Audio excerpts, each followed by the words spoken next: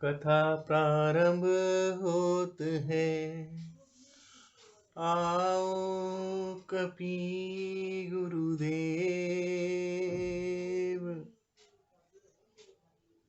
कथा प्रारंभ होत है। आओ श्री हनुमान,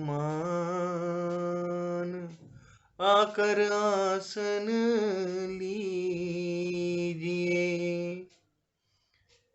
दो कथा में ध्यान, प्रभु दो कथा में ध्यान। तीसरा अध्याय।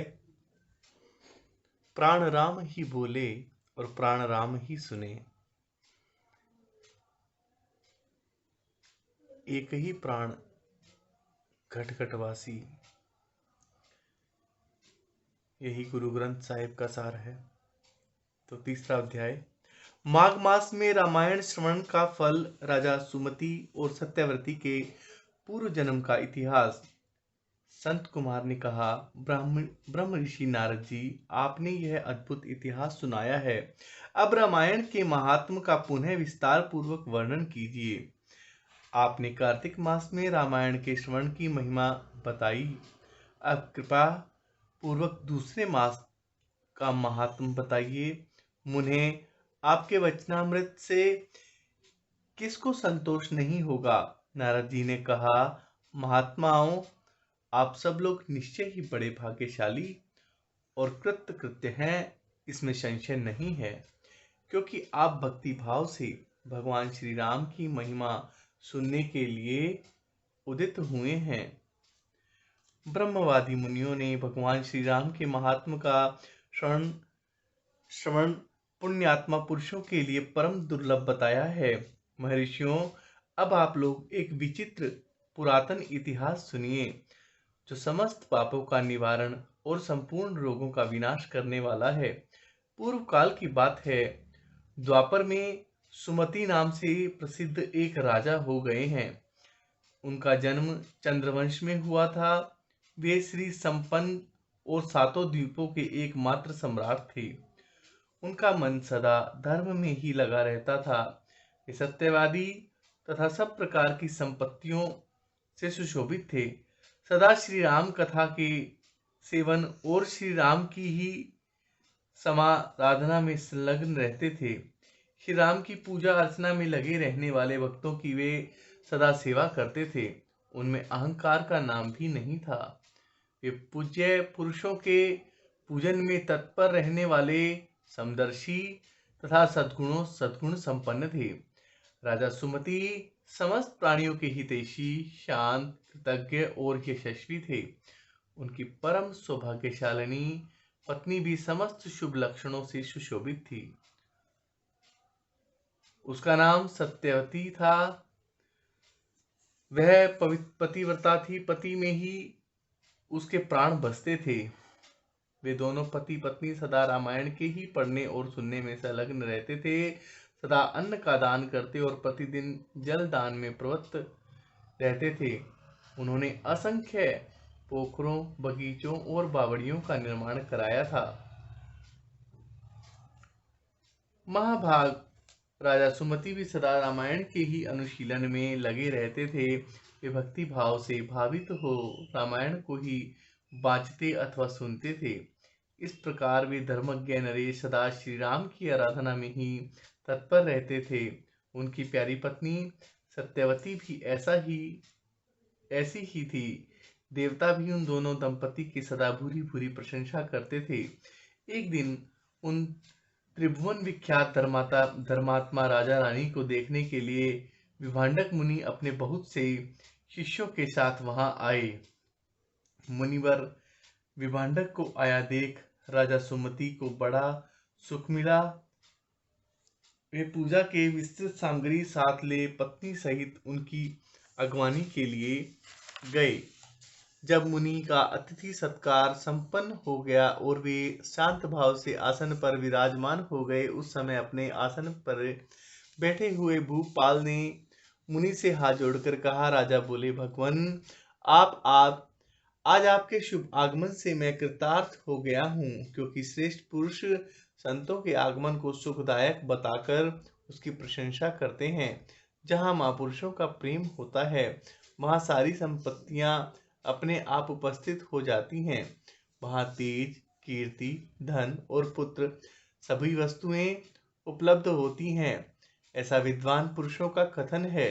मुने प्रभो, जहाँ संत महात्मा बड़ी भारी कृपा करते हैं, वहाँ प्रतिदिन कल्याणमय साधनों की वृद्धि होती है। ब्राह्मण जो अपने मस्तक पर ब्राह्मणों को का चरणोदक धारण करता है, उस पुण्यात्मा पुरुष ने सब तीर्थों में स्नान कर लिया है, इसमें संशय नहीं है। शांत स्वरूप महर्षि, मेरे पुत्र, पत्नी तथा सारी संपत्ति आपके चरणों में समर्पित है। आज्ञा दीजिए, हम आपकी क्या सेवा करें। ऐसी बातें कहते हुए राजा सुमति की ओर देखकर मुनीश्वर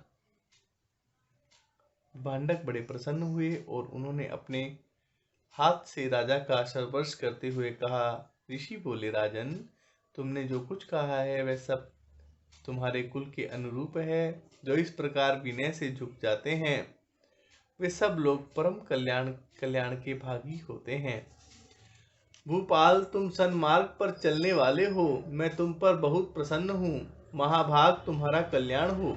मैं तुमसे जो कुछ पूछता हूँ उसे बताओ। यद्यपि भगवान श्री हरि को संतुष्ट करने वाले बहुत से पुराण भी थे जिनका तुम पाठ कर सकते थे, तथापि इस माघ मास में सब प्रकार से प्रयत्नशील हो।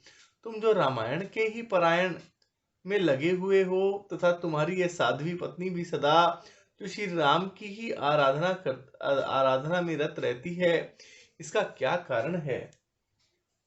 यह वृत्तांत यथावत रूप से मुझे बताओ। राजा ने कहा, भगवान सुनिए, आप जो कुछ पूछते हैं वह सब मैं बता रहा हूँ।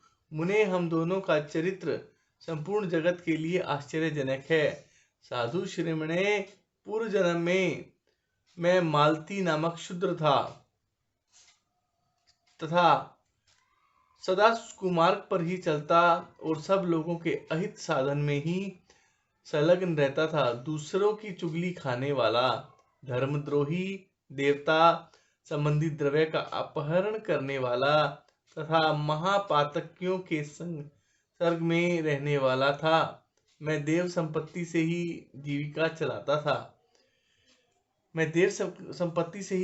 चलाता था। गो हत्या, ब्राह्मण हत्या और चोरी करना यही अपना धंधा था। मैं सदा दूसरे प्राणियों की हिंसा में ही लगा रहता था। प्रतिदिन दूसरों से कठोर बातें बोलता, पाप करता और वेश्याओं में आसक्त रहता था। इस प्रकार कुछ काल तक घर में रहा। फिर बड़े लोगों की आज्ञा का उल्लंघन करने के कारण मेरे सभी भाई बंधुओं ने मुझे त्याग दिया और मैं दुखी होकर वन में चला गया। वहां प्रतिदिन मृगों का मांस खाकर रहता था और कांटे आदि बिछाकर लोगों के आने जाने का मार्ग अवरुद्ध कर देता था। इस तरह अकेला बहुत दुख भोगते हुआ मैं उस निर्जन वन में रहने लगा। एक दिन की बात है, मैं भूखा प्यासा थका मादा निद्रा से झूमता हुआ एक निर्जन वन में आया। वहां देव योग से वशिष्ठ जी के आश्रम पर मेरी दृष्टि पड़ी। उस आश्रम के निकट एक विशाल सरोवर था, जिसमें हंस और कारंडव आदि जल पक्षी छा रहे थे। मुनीश्वर, वह सरोवर चारों ओर से वन्य पुष्प समूहों द्वारा आच्छादित था। वहां जाकर मैंने पानी पिया और उसके तट पर बैठकर अपनी थकावट दूर की। फिर कुछ वृक्षों की जड़ें उखाड़कर उनके द्वारा अपनी भूख बुझाई। वशिष्ठ के उस आश्रम के पास ही मैं निवास करने लगा। टूटी फूटी स्टीक शिलाओं को जोड़कर मैंने वहां दीवार खड़ी की। फिर पत्तों, तिनकों और काष्ठों द्वारा एक सुंदर घर बना लिया। उसी घर में रहकर मैं व्याधों की वृत्ति का आश्रय ले नाना प्रकार के मृगों को मारकर उन्हीं के द्वारा 20 वर्षों तक अपनी जीविका चलाता रहा। तदंतर मेरी ये साध्वी पत्नी वहां मेरे पास आई। पूर्व जन्म में इनका नाम काली था।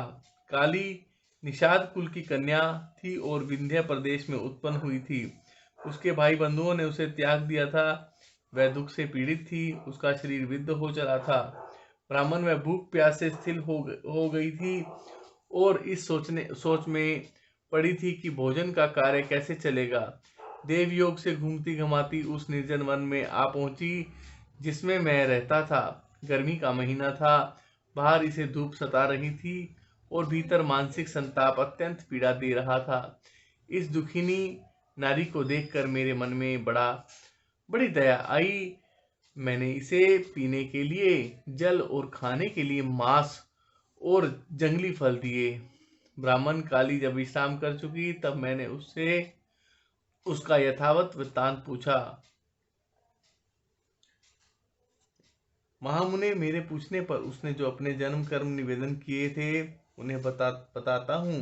सुनिए। उसका नाम काली था और वह निषाद कुल की कन्या थी। विद्वान उसके पिता का नाम दाम्भिक या दाविक था। वह उसी की पुत्री थी और विंध्य पर्वत पर निवास करती थी तथा सदा दूसरों का धन चुराना और चुगली खाना ही उसका काम था। एक दिन उसने अपने पति की हत्या कर डाली, इसीलिए भाई बंधुओं ने उसे घर से निकाल दिया। ब्राह्मण इस तरह पर प्रत्या काली उस दुर्गम एवं निर्जन वन में मेरे पास आई। उसने अपनी सारी करतूतें मुझे इसी रूप में बताई थी। मुने, तब वशिष्ठ जी के उस पवित्र आश्रम के निकट मैं और काली दोनों पति पत्नी का संबंध स्वीकार करके करके रहने और मांसाहार से ही जीवन निर्वाह करने लगे। एक दिन हम दोनों जीविका के निमित्त कुछ उद्यम करने के लिए वहां वशिष्ठ जी के आश्रम गए। महात्मन वहां देव ऋषियों का समाज जुटा हुआ था। वही देखकर हम लोग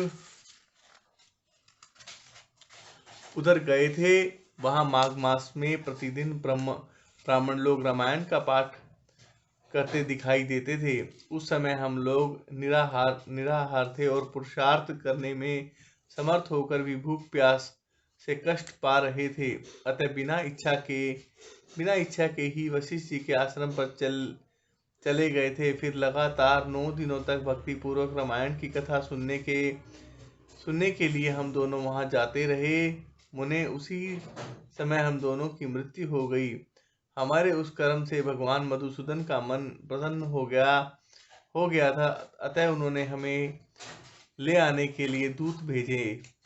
वे दूत हम दोनों को विमान में बिठाकर भगवान के परम पद उत्तम धाम में ले गए। हम दोनों देवाधिदेव चक्रपाणि के निकट जा पहुंचे। यहाँ जिस परम पद से लौटने का वर्णन है वह ब्रह्मलोक से भिन्न कोई उत्तम लोक था, जहाँ भगवान मधुसूदन के सानिध्य तथा श्री राम के दर्शन सुख का अनुभव होता था। इसे साक्षात वैकुंठ या साकेत नहीं मानना चाहिए, क्योंकि वहां से पुनरावृत्ति नहीं होती है। अनिच्छा से कथा श्रवण करने के कारण उन्हें पुनरावृत्ति लोक नहीं मिला था। हमारे उस कर्म से भगवान मधुसूदन का मन प्रसन्न हो गया था। उन्होंने हमें ले आने के लिए दूत भेजे। वे दूत हम दोनों को विमान में बिठाकर भगवान के परम पद उत्तम धाम में ले गए। हम दोनों देवादिदेव चक्रपाणि के निकट जा पहुंचे। वहां हमने जितने समय तक बड़े बड़े भोग भोगे थे वह बता रहे हैं। सुनिए। कोटि सहस्त्र और कोटि शत युगों तक श्री राम धाम में निवास करके हम लोग ब्रह्मलोक में आए। वहां भी उतने ही समय तक रहकर हम इंद्र लोक में आ गए। मुनिश्रेष्ठ, इंद्रलोक में भी हम उतने ही काल तक परम उत्तम भोग भोगने के पश्चात हम क्रमशः इस पृथ्वी पर आ गए। यहाँ भी रामायण के प्रसाद से हमें अतुल्य संपत्ति प्राप्त हुई है। मुने, अनिच्छा से रामायण का श्रवण करने पर भी हमें ऐसा फल प्राप्त हुआ है। धर्मात्मन, यदि 9 दिनों तक भक्ति भाव से रामायण की अमृतमयी कथा सुनी जाए तो वह जन्म जरा और मृत्यु का नाश करने वाली होती है। विप्रवर, सुनिए। विवश होकर भी जो कर्म किया जाता है वह रामायण के प्रसाद से परम महान फल प्रदान करता है। नारद जी कहते हैं, यह सब सुनकर मुनीश्वर विभांडक राजा सुमति का अभिनंदन करके अपने तपोवन को चले गए। विप्रवरों, अतः आप लोग देवाधिदेव चक्रपाणि भगवान श्री हरि की कथा सुनिए। रामायण कथा कामधेनु के समान अभिष्ट फल देने वाली बताई गई है। माघ मास के शुक्ल पक्ष में यह प्रयत्न पूर्वक रामायण की नवाह कथा 9 दिन तक कथा सुननी चाहिए। वह संपूर्ण धर्मों का फल प्रदान करने वाली है। यह पवित्र आख्यान समस्त पापों का नाश करने वाला है। जो इसे वाचता अथवा सुनता है वह भगवान श्री राम का भक्त होता है। इस प्रकार श्री स्कंद पुराण की उत्तरखंड में नारद संत कुमार संवाद के अंतर्गत रामायण महात्म के प्रसंग में माघ मास में रामायण कथा श्रवण करने के फल का वर्णन नामक तीसरा अध्याय पूरा हुआ। राम ही बोले, राम ही सुने। चौथा अध्याय चैत्र मास में रामायण के पठन और श्रवण का महात्म। कलिक नामक व्याध और उत्तंक मुनि की कथा। नारद जी कहते हैं, महर्षियों, अब मैं रामायण के पाठ और श्रवण के लिए उपयोगी दूसरे मास का वर्णन करता हूँ। एकाग्रचित होकर सुनो। रामायण का महात्म समस्त पापों को हर लेने वाला, पुण्यजनक तथा संपूर्ण दुखों का निवारण करने वाला है। वह ब्राह्मण, क्षत्रिय, वैश्य, शूद्र तथा स्त्री इन सब को समस्त मनोवांछित फल प्रदान करने वाला है। उसमें सब प्रकार के व्रतों का फल भी प्राप्त होता है। वह दुख स्वप्न का नाशक, धन की प्राप्ति कराने वाला तथा भोगों और मोक्ष रूप फल देने वाला है। अतः उसे प्रयत्न पूर्वक सुनना चाहिए।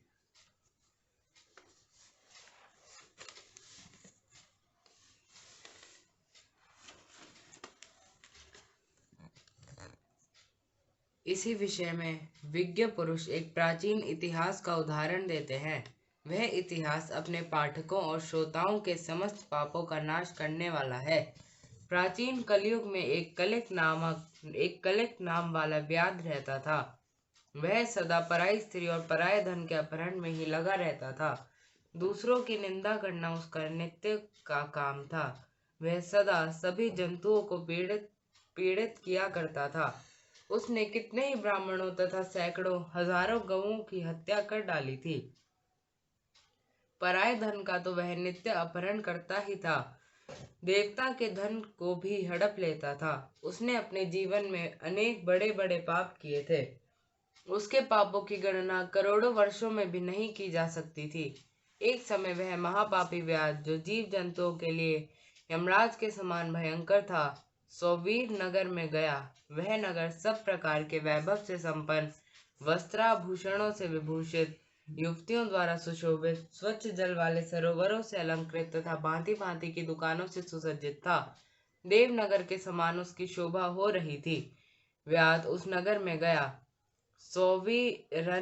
सौवीर नगर के उपवन में भगवान केशव का बड़ा सुंदर मंदिर था, जो सोने के अनेकानेक कलशों से ढका हुआ था।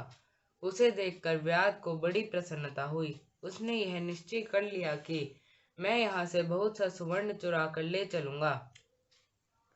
ऐसा निश्चय करके वह चोरी पर लट्टू रहने वाला व्याध श्री राम के मंदिर में गया। वहां उसने शांत, तत्वार्थवेत्ता और भगवान की आराधना में तत्पर उत्तंक मुनि का दर्शन किया, जो तपस्या की निधि थे। वे अकेले ही रहते थे। उनके हृदय में सबके प्रति दया भरी थी। वे सब ओर से निस्पृह थे। उनके मन में केवल भगवान के ध्यान के ही लोभ बना रहता था।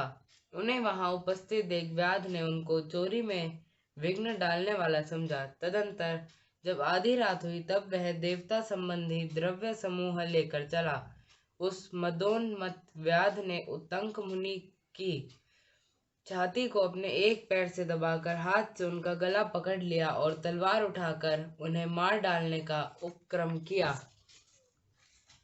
उत्तंक ने देखा व्याध मुझे मार डालना चाहता है, तो वे उसे इस प्रकार बोले। उत्तंक ने कहा, ओ भले मानुष, तुम व्यर्थ ही मुझे मारना चाहते हो। मैं तो सर्वथा निरपराध हूँ।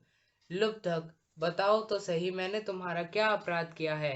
संसार में लोग अपराधी की ही प्रयत्न पूर्वक हिंसा करते हैं। सौम्य सज्जन निरपराधी की व्यर्थ हिंसा नहीं करते हैं। शांतचित्त साधु पुरुष अपने विरोधी तथा मूर्ख मनुष्यों में भी सद्गुणों की स्थिति देखकर उनके साथ विरोध नहीं रखते हैं। जो मनुष्य बारंबार दूसरों की गाली सुनकर भी क्षमाशील बना रहता है, वह उत्तम कहलाता है।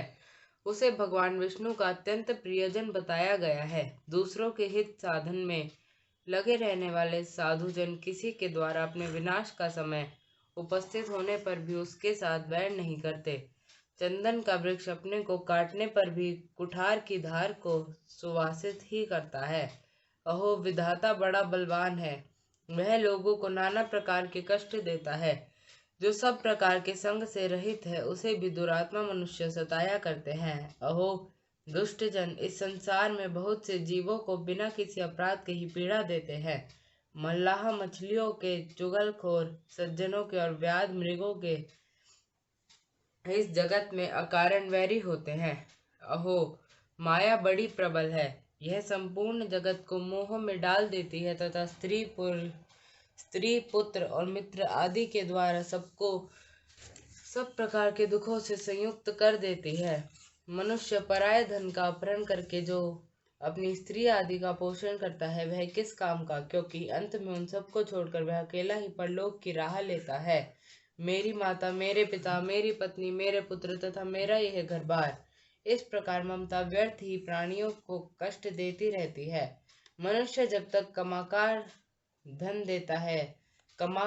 देता है, तभी तक लोग उसके भाई बंधु बने रहते हैं और उसके कमाए हुए धन को सारे बंधु बांधव सदा भोगते रहते हैं। किंतु मूर्ख मनुष्य अपने किए हुए पाप के फल रूप दुख को अकेला ही भोगता है। उत्तंक मुनि ने जब इस प्रकार कह रहे थे, तब उनकी बातों पर विचार करके कलिक नामक व्याध भय से व्याकुल हो उठा और हाथ जोड़कर बारंबार कहने लगा, प्रभु, मेरे अपराध को क्षमा कीजिए। उन महात्मा के संग के प्रभाव से तथा भगवान का सानिध्य मिल जाने से उस लुब्धक के सारे पाप नष्ट हो गए तथा उसके मन में निश्चय ही बड़ा पश्चाताप होने लगा। वह बोला, विप्रवर, मैंने जीवन में बहुत से बड़े बड़े पाप किए हैं, किंतु वे सब आपके दर्शन मात्र से नष्ट हो गए। प्रभु, मेरी बुद्धि सदा पाप में ही डूबी रहती थी। मैंने निरंतर बड़े बड़े पापों का ही आचरण किया है। उनसे मेरा उद्धार किस प्रकार होगा? मैं किसके शरण में जाऊं? पूर्व जन्म के किए हुए पापों के फल से मुझे व्याध होना पड़ा है। यहाँ भी मैंने पापों के ही जाल बटोरे हैं। ये पाप करके मैं किस गति को प्राप्त होऊंगा? महामना कलिक की यह बात सुनकर ब्रह्म ऋषि उत्तंक इस प्रकार बोले। उत्तंक ने कहा, महामते व्याध, तुम धन्य हो। तुम्हारी बुद्धि बड़ी निर्मल और उज्जवल है, क्योंकि तुम संसार संबंधी दुखों के नाश का उपाय जानना चाहते हो। चैत्र मास के शुक्ल पक्ष में तुम्हें भक्ति भाव से आदर पूर्वक रामायण की नवाह कथा सुननी चाहिए। उसके श्रवण मात्र से मनुष्य समस्त पापों से छुटकारा पा जाता है।